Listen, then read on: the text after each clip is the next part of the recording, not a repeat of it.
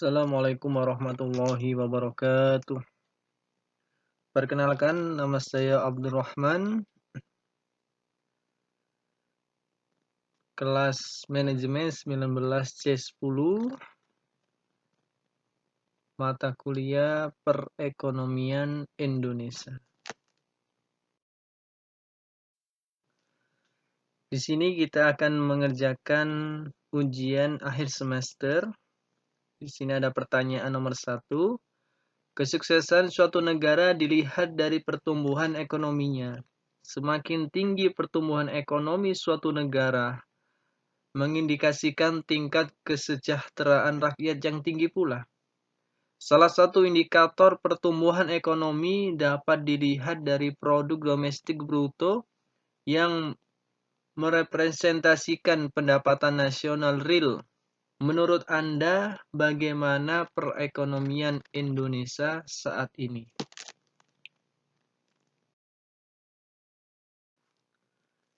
Indikator pertumbuhan ekonomi. Kesuksesan suatu negara dilihat dari pertumbuhan ekonominya. Sementara kesuksesan pemerintahan suatu negara dilihat dari kemampuannya meningkatkan pertumbuhan ekonomi negaranya. Pertumbuhan ekonomi ini penting untuk diperhatikan, bahkan terus ditingkatkan karena menjadi indikator keberhasilan kinerja pemerintah dan jajarannya dalam menciptakan kehidupan yang lebih baik dan sejahtera bagi rakyatnya. Oleh sebab itu, setiap negara senantiasa berusaha untuk menggenjot pertumbuhan ekonominya agar mencapai optimal bahkan maksimal. Berhasil tidaknya pencapaian pertumbuhan ekonomi suatu negara dicirikan dengan hal-hal sebagai berikut. Yang pertama, produktivitas meningkat. Kedua, laju pertumbuhan penduduk dan produk per kapita tinggi. Ketiga, laju perubahan struktural tinggi. Keempat, adanya gelombang urbanisasi, yakni perpindahan penduduk dari desa ke kota. Dan yang kelima, ekspansi negara maju. Semakin tinggi pertumbuhan ekonomi suatu negara, mengindikasikan tingkat kesejahteraan rakyat yang tinggi pula.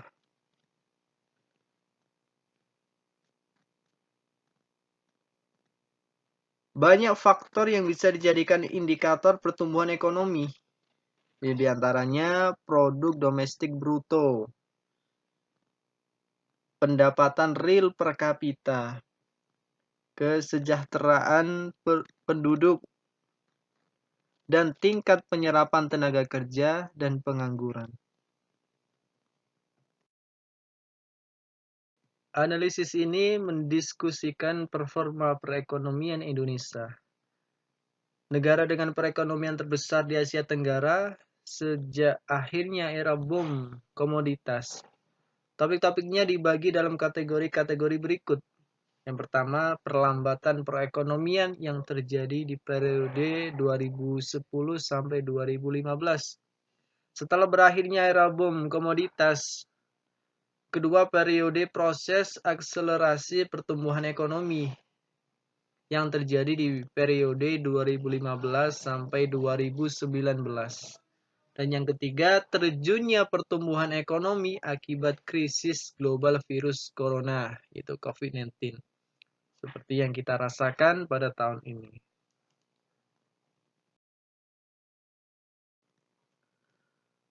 Pendapatan domestik bruto Indonesia diprediksikan akan tumbuh 4,7% pada tahun 2021. Diharapkan bertumbuh lebih signifikan sekitar 6% pada tahun 2022. Hal tersebut berdasarkan laporan Economic Insight terbaru dari Oxford Economics yang turut dipublikasikan bersama Badan Akuntansi The Institute of Chartered Accountants in England and Wales. Menurut laporan, PDB Indonesia akan pulih pada tahun 2021 berkat proses vaksinasi yang cepat.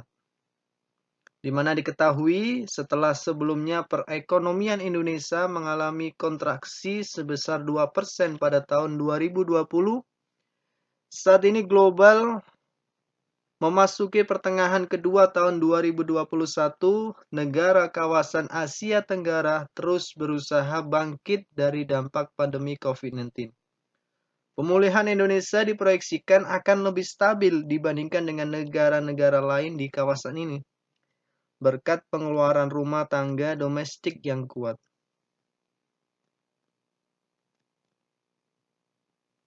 Sejak Indonesia mulai mengurangi pembatasan, kami berpikir bahwa sebagai hasilnya akan terjadi peningkatan dalam pengeluaran rumah tangga, pendorong utama pertumbuhan di Indonesia.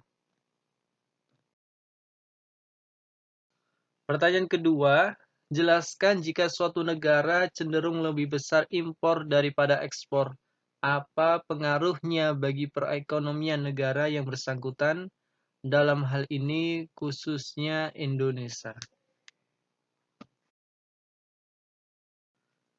Bahwa dalam jangka panjang, jumlah ekspor dan tingkat kurs rupiah berpengaruh signifikan terhadap pertumbuhan ekonomi. Sedangkan jumlah impor tidak berpengaruh signifikan terhadap pertumbuhan ekonomi. Hal tersebut sejalan dengan teori perdagangan internasional. Apabila jumlah barang atau jasa yang diekspor ke luar negeri semakin banyak, maka di dalam negeri harus memproduksi barang dan jasa lebih banyak juga. Kenaikan barang impor akan menaikkan barang produksi yang diimpor dari luar negeri, sehingga produktivitas dalam negeri semakin menurun yang akan menurunkan pertumbuhan ekonomi dalam negeri.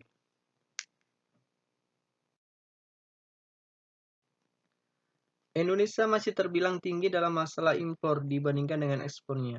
Dengan kata lain, Indonesia cenderung mempunyai sifat konsumsi dibandingkan memproduksi.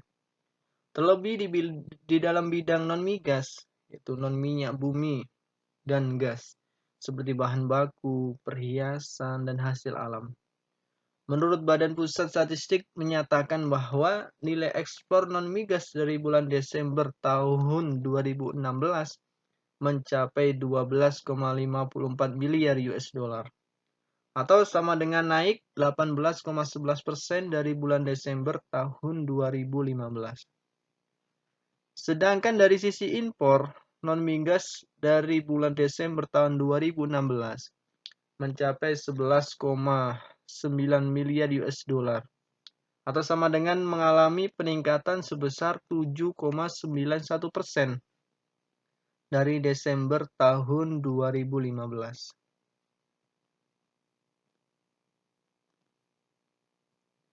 Dari statistik tersebut kita dapat melihat bahwa kenaikan di bidang ekspor dan impor lebih tinggi pada bidang impor, dan berarti bahwa sebagian warga Indonesia masih banyak yang cenderung lebih mengkonsumsi daripada memproduksi barang. Tidak seimbang ataupun menguntungkan bagi devisa negara kita. Masih ada lebih di bagian impor yang harus kita seimbangkan juga dengan memproduksi barang dan mengeksporkan ke negara-negara lain. Sebuah masalah tentu memiliki penyebab. Permasalahan di atas juga memiliki beberapa penyebab yang mendorong terjadinya masalah tersebut. Salah satunya adalah SDM. Indonesia tentu memiliki sumber daya alam yang sangat melimpah, yang sesungguhnya dapat diekspor untuk meningkatkan devisa negara. Selain SDA yang melimpah, penduduk di Indonesia bisa terbilang padat. Dengan jumlah penduduk yang banyak dan padat, memungkinkan bahwa SDM yang cukup. Namun yang menjadi kelemahan Indonesia adalah iptek buatan negara sendiri dan pendidikan yang memadai. sehingga kita tidak dapat mengelola banyak SDA yang tersedia di negara kita sendiri dengan kualitas yang cukup baik dan memenuhi kebutuhan penduduk yang terbilang padat ini. Sehingga berdampak dengan peningkatan ekspor dan impor di Indonesia. Penduduk Indonesia lebih memilih mengkonsumsi produk dari luar negeri dikarenakan beberapa faktor seperti harga dan kualitas yang sepadan.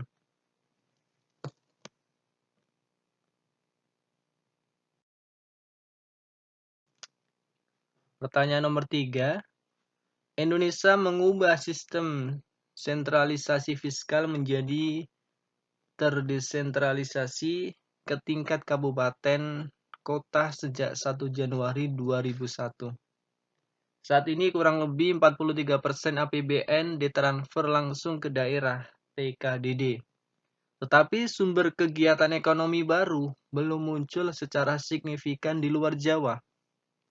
Apa saran Anda mengenai kebijakan yang seharusnya dilakukan pemerintah untuk mendorong tumbuhnya kegiatan dan pusat ekonomi baru di luar Jawa? Konsep desentralisasi pada dasarnya bertujuan untuk mengurangi terjadinya disparitas wilayah dan menghasilkan pemerataan pembangunan di suatu daerah. Dilihat dari perspektif pengembangan wilayah, desentralisasi di Indonesia masih belum maksimal dampaknya. Maka dari itu, desentralisasi fiskal sangat diperlukan bagi negara besar seperti Indonesia. Tidak mungkin semua urusan dilakukan secara terpusat, karena faktanya, selama pemerintahan sentralistik, ketimpangan distribusi pendapatan sangat tinggi. Demikian juga ketimpangan antar wilayah Jawa dan luar Jawa, Indonesia bagian timur, dan Indonesia bagian barat.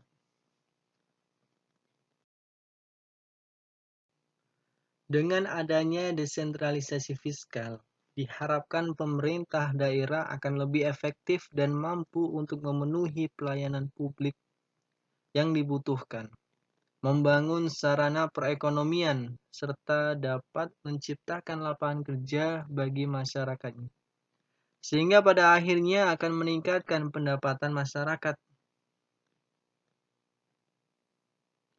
Bertekad terus mendorong pengembangan wilayah pusat pertumbuhan industri (WPPI), terutama di luar Pulau Jawa.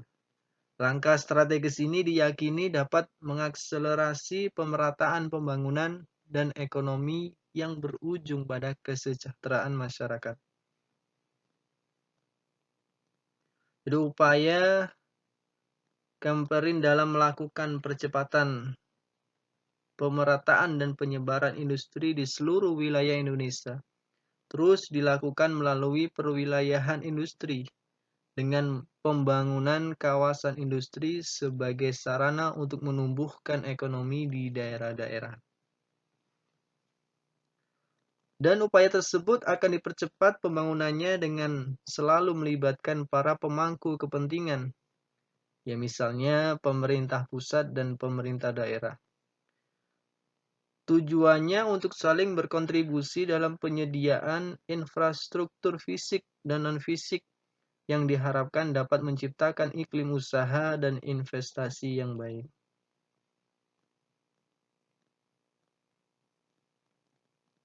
Dan dalam rencana kerja pemerintah RKP tahun 2022 yang mengusung tema memantapkan pemulihan ekonomi dan sistem kesehatan menuju transformasi ekonomi yang inklusif, terdapat major proyek kawasan industri yang diprioritaskan.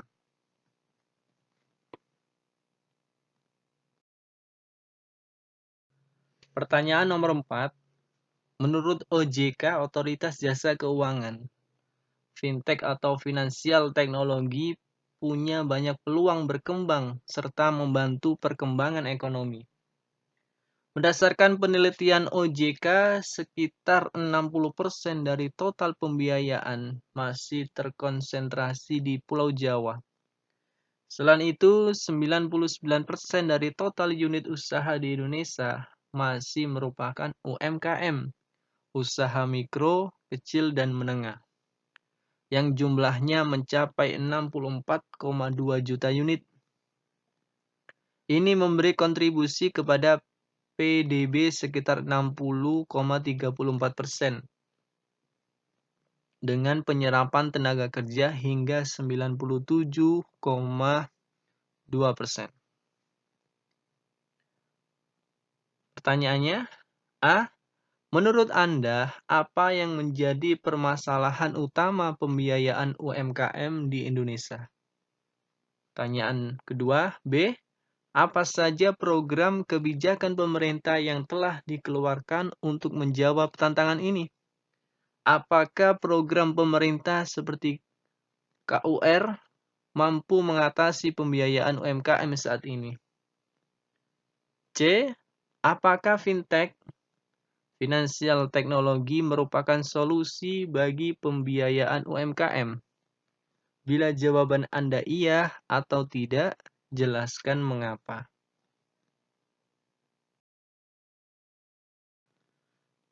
Menurut saya, permasalahan UMKM yang paling sering ditemui adalah modal yang terbatas.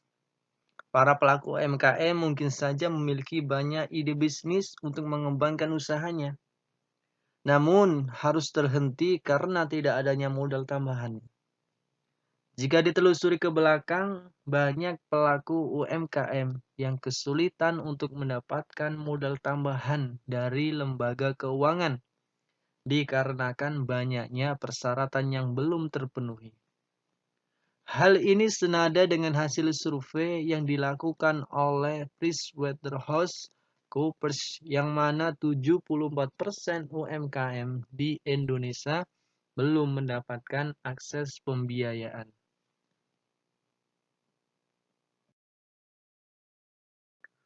UMKM juga masih menghadapi kendala dalam hal akses modal dan pendanaan, yang akibatnya UMKM kesulitan dalam meningkatkan kapasitas usahanya atau mengembangkan produk-produk yang mampu bersaing. Sebagian besar UMKM belum cukup tersentuh oleh pelayanan lembaga keuangan formal, bank, sehingga tidak sedikit dari UMKM terpaksa memanfaatkan jasa lembaga keuangan mikro yang tradisional, meskipun dengan beban dan resiko yang cukup memberatkan, demi mempertahankan kelangsungan hidup usahanya.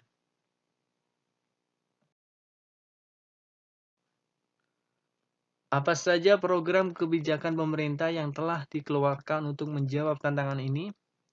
Apakah program pemerintah seperti KUR mampu mengatasi pembiayaan UMKM saat ini?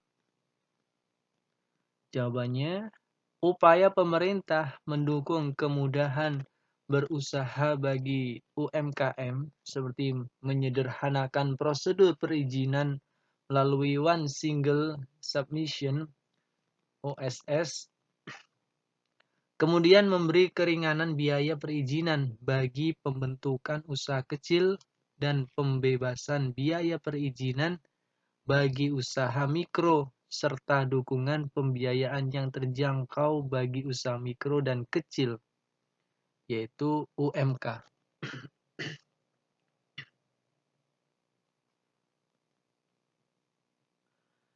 Saat UMKM sudah terbentuk, dalam mengelolanya, pemerintah juga hadir memberi penyederhanaan administrasi perpajakan, insentif pajak, dan kepabianan. Selain itu, pemerintah juga menyediakan bantuan dan pendampingan hukum bagi UMK, pelatihan dan pendampingan sistem aplikasi pembukuan dan pencatatan keuangan UMK.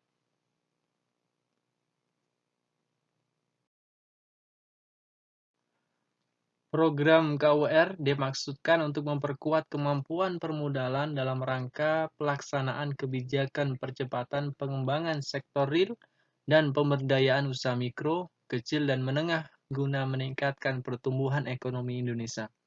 KUR bersumber dari dana perbankan yang disediakan untuk keperluan modal kerja dan investasi dan disalurkan kepada pelaku UMKM perorangan dan atau kelompok usaha dalam wadah koperasi yang memiliki usaha visible tetapi belum bankable.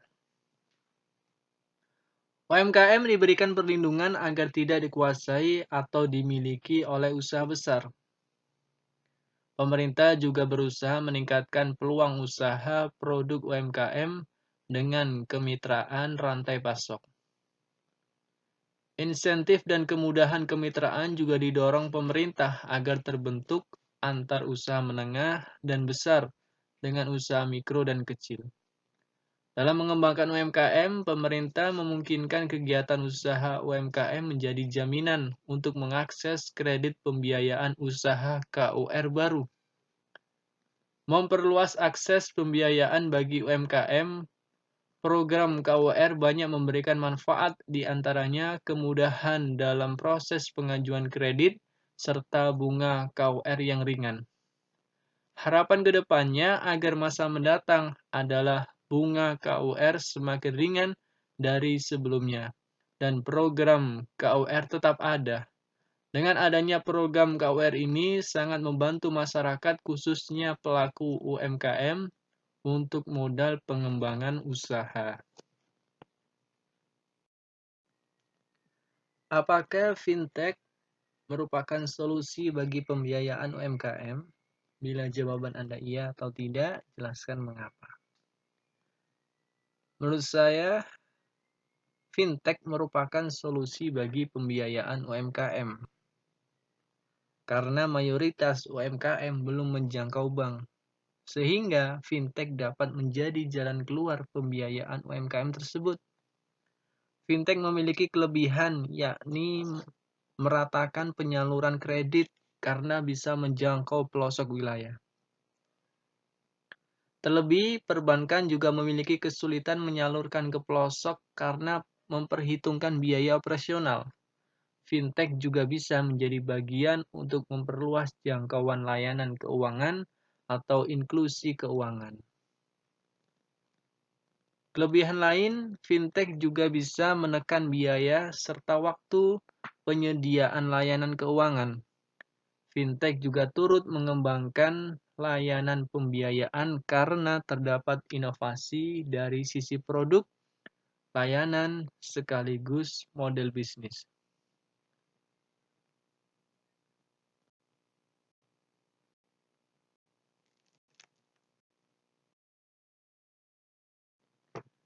Sekian mengenai jawaban saya. Terima kasih banyak. Salam sukses. Wassalamualaikum warahmatullahi wabarakatuh.